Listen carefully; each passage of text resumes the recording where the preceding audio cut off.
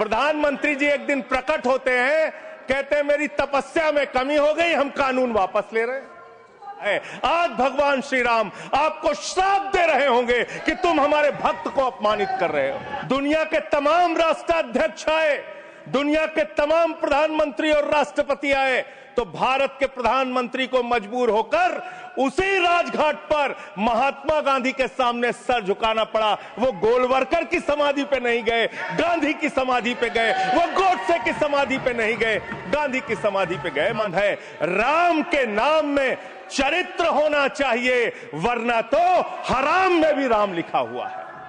जी Ram ji bill है, जी Ram ji bill है। भगवान श्री राम का नाम लेके कितना गुनाह आप अपना छिपाना चाहते हैं। अरे बैठ जाओ, चंदा चोरी की है तुम लोगों ने, बैठ जाओ, चंदा चोरी की है तुमने। मामला है जी, तो ये रिकॉर्ड में नहीं जाएगा। क्यों नहीं जाएगा सर? क्यों नहीं जाएगा सर? मजदूर के लिए लड़ने वाले क्यों नहीं जाएगा सर? आपका चेहरा आ रहा है, मेरा भाषण मेरा चल रहा है, चेहरा आपका आ रहा है।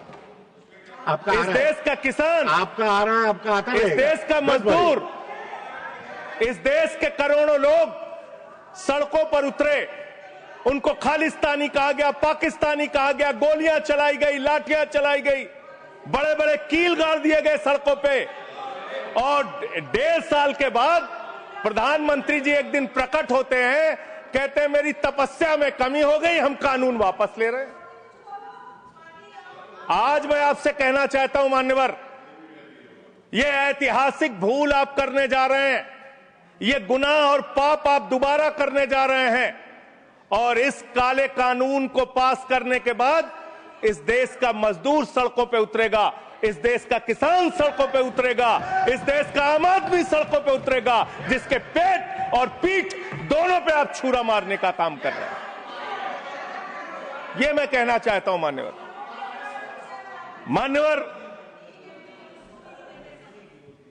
मान्यवर, यह बिल किस मंशा और उद्देश्य के तहत लाया गया है? इस बिल को आपने कह दिया जी राम जी बिल है, जी राम जी बिल है। भगवान श्री राम का नाम लेके कितना गुनाह आप अपना छिपाना चाहते हैं, कितना गुनाह छिपाना चाहते हैं। राष्ट्रपिता महात्मा गांधी से आपको क्या समस्या है मान्यवर?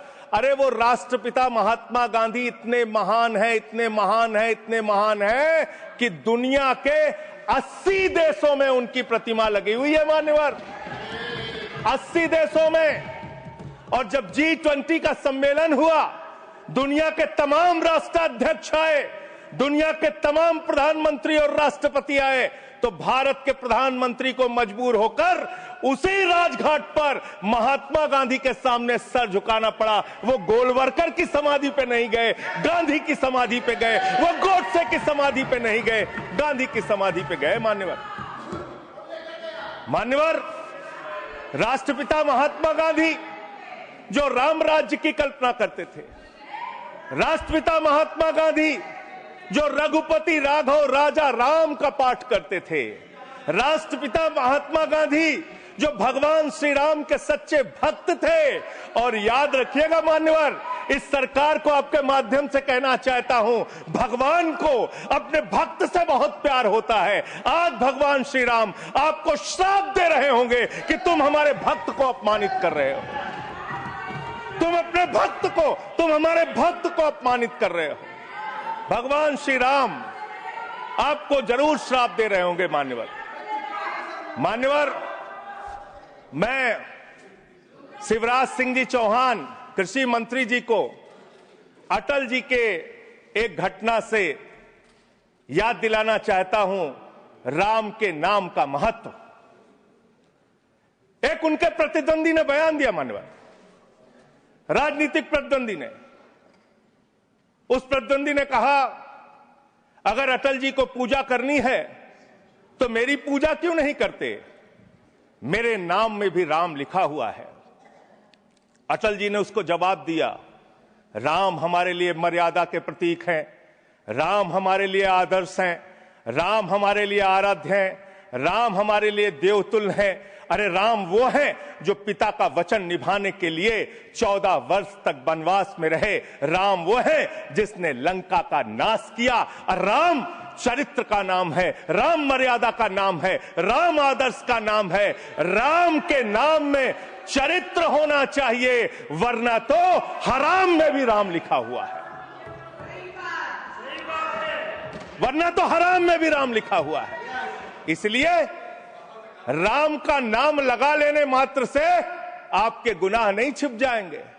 सुखराम नाम था ना मान्यवर, बेड के नीचे रुपया मिला था, बेड के नीचे रुपया मिला था।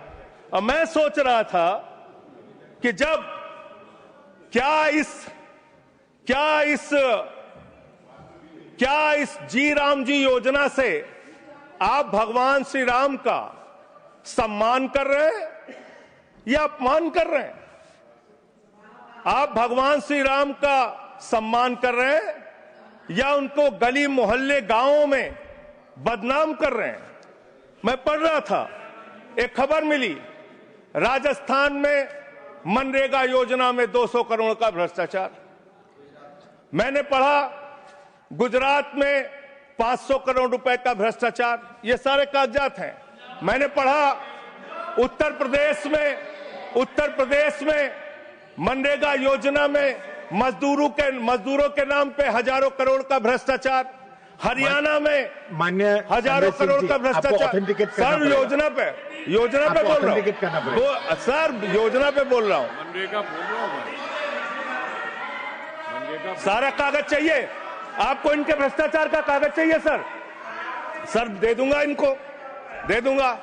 लेकिन अब मैं सोच रहा था कि अब अगर चर्चा होगी तो क्या चर्चा होगी? लोग क्या कहेंगे? अरे भाजपाइयों ने जी राम जी योजना के तहत 1000 करोड़ का भ्रष्टाचार यूपी में कर लिया। अरे भाजपाइयों ने हरियाणा में 500 करोड़ रुपए का भ्रष्टाचार जी राम जी में कर लिया। अरे भाजपाइयों ने महाराष्ट्र में जी राम जी के नाम पे करोड़ों का भ्रष्टाचार कर लिया। हाइपोथेटिकल बात कर रहे हैं। भाजपाइयों ने गुजरात में तो क्या बोलूं सर? क्या आपत्ति है इनको सर? क्या बोलूं? जी राम जी ना बोलूं सर? अब तो गुजरात में सैकड़ों करोड़ का भ्रष्टाचार भाजपाइयों ने जी राम जी के नाम पे कर लिया। पूरे देश में गांव में बिल पास विधायक इनके बीजेपी के विधायकों ने जी राम जी योजना में भ्रष्टाचार कर लिया। तो ये आप राम को सम्मान दे रहे हैं कि राम को अपमानित कर रहे हैं? आप राम को अपमानित कर रहे हैं। अरे बैठ जाओ, चंदा चोरी की है तुम लोगों ने, बैठ जाओ, चंदा चोरी की है तुमने भगवान श्री राम के नाम पे चंदा चोरी की है। बैठ जाओ, नहीं जाएगा। बैठ जाओ। इट्स नॉट गोइंग मान्यवर देखिए हमारा समय खा रहे हैं सर ये लोग। मान्यवर एक लाइन मुझे याद आती है, इस बिल को पढ़ने के बाद। मेहनत तो करता हूं फिर भी घर खाली है बाबूजी। मेहनत तो करता हूं फिर भी घर खाली है बाबूजी। मिट्टी के कुछ दीपक ले लो, दिवाली है। लेकिन मैं क्या करूं मान्यवर, मैं तो कह रहा हूं, आप फिर आ गए मान्यवर। हम लोगों को तो मान्यवर हम तो कह रहे हैं, देखो ए दीवानों ऐसा काम ना करो, राम का नाम बदनाम ना करो। लेकिन हमारे भाजपाई मित्र कह रहे हैं राम राम जपना पराया माल अपना, राम राम जपना पराया माल अपना। इनका ध्यान लूटखोरी और भ्रष्टाचार में लगा हुआ है। इस कानून में क्या लिखा हुआ मान्यवर? इस कानून में लिखा हुआ है मान्यवर, इसमें लिखा हुआ है कि 40% हिस्सा राज्य सरकारें देंगी, 60% हिस्सा केंद्र सरकार देगी। पहले 90% हिस्सा केंद्र सरकार देती थी, 10% हिस्सा राज्य सरकारें देती थी। आज तो ज्यादातर राज्य सरकारें आपकी नीतियों की बदौलत, आप जीएसटी का पैसा खाते हैं, राज्यों के टैक्स का पैसा खाते हैं। आपने राज्यों को खोखला कर दिया, आपने राज्यों को कर्ज में डुबा दिया, अब आप कह रहे हैं राज्य सरकारें इसमें पैसा लगाएंगी, यानी आप इस योजना को मारना चाहते हैं, आप इस देश के मजदूरों का हक मारना चाहते हैं, इस योजना को पूरी तरीके से खत्म और समाप्त करना चाहते हैं। इस मंशा से आप इस योजना को लेके आए हैं, क्योंकि राज्यों के ऊपर आज जो कर्जा है वो मैं पढ़ के आपके सामने सुनाना चाहता हूं। तमिलनाडु 8,34,000 करोड़ रुपए, उत्तर प्रदेश 7,69,000 करोड़ रुपए, महाराष्ट्र 7,22,000 करोड़ रुपए, पश्चिम बंगाल 6,58,000 करोड़ रुपए, कर्नाटक 5,57,000 करोड़ रुपए, राजस्थान 5,62,000 करोड़ रुपए, आंध्र प्रदेश 4,85,000 करोड़ रुपए, गुजरात 4,67,000 करोड़ रुपए, केरल 4,29,000 करोड़ रुपए, मध्य प्रदेश 4,18,000 करोड़ रुपए, तेलंगाना 3,89,000 करोड़ रुपए, बिहार 3,19,000 करोड़ रुपए। ये कर्जे में डूबे हुए राज्यों से, ये कर्जे में डूबे हुए राज्यों से आप ये कह रहे हैं कि 40% पैसा लगाओ, यानी कि सर आप ये हम बोल रहे हैं, कौन बोल रहा है सर? ये क्या हो रहा है? मैं आपसे पूछना चाहता हूं, राज्य जो कर्जे में डूबे हुए हैं, जो आप बोल रहे हैं वही रिकॉर्ड में जा रहा है। मान्यवर, मैं ये कहना चाहता हूं कि जो राज्य पहले से ही लाखों लाख करोड़ रुपए के कर्जे में डूबे हुए हैं, आप उनसे कह रहे हैं 40% पैसा आपको लगाना होगा। आप इस योजना में कह रहे हैं कि आप एरिया तय करेंगे, एरिया आप निर्धारित करेंगे कहां पे ये आपकी स्कीम लागू होगी या नहीं लागू होगी, इसको आप तय करेंगे। ये कितने 125 दिन की आप बात कर रहे हैं मान्यवर? आंकड़ा उठाकर देख लीजिए, मंत्री जी यहां पर मौजूद हैं। 100 दिन के रोजगार की गारंटी है मनरेगा योजना में, लेकिन औसतन पूरे हिंदुस्तान में 50 दिन से ज्यादा रोजगार आपने नहीं दिया। आपने मजदूरों के साथ धोखा करने का काम किया। और आंकड़े ये बताते हैं कि आपका जो बजट का निर्धारण होता है 12 करोड़ लोगों के लिए 267 रुपए के हिसाब से अगर आप मजदूरी निर्धारित करते हैं तो करीब करीब 3,13,000 करोड़ रुपए बनती है। आप उसके लिए 86,000 करोड़ रुपए का बजट रख रहे हैं, यानी कि मंशा आपकी शुरू से स्वयं यही है कि आप इस योजना के तहत लोगों को काम नहीं देना चाहते हैं, मजदूरी नहीं देना चाहते हैं। लेकिन मजदूरों के हक में, मजदूरों की आवाज उठाने वाले लोग देश भर में संगठित हो रहे हैं। ये आप दूसरा अपराध करने जा रहे हैं। मैं आपको कहना चाहता हूं, आपके माध्यम से इस सरकार को चेतावनी देना चाहता हूं। कौन सी हक की लड़ाई लड़ रहे हैं महराज मलिक? जो हमारा विधायक है जम्मू कश्मीर का, वो जमीन के हक की लड़ाई लड़ रहा था, मजदूर के हक की लड़ाई लड़ रहा था। आपने उसको पीएसए का कानून लगा के जेल में डाल दिया।